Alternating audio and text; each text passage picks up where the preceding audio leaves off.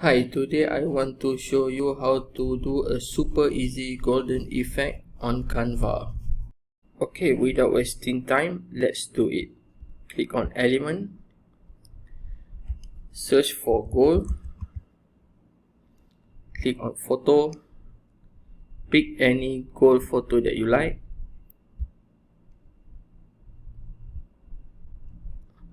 Okay, click on apps, search for font frame, you select the image and you can adjust the setting here. You can choose your font here, you can adjust the thickness, select the image,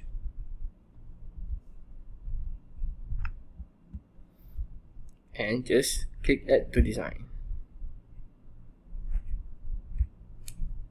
Done. And then you can adjust the size. Don't forget to share and subscribe. Thank you.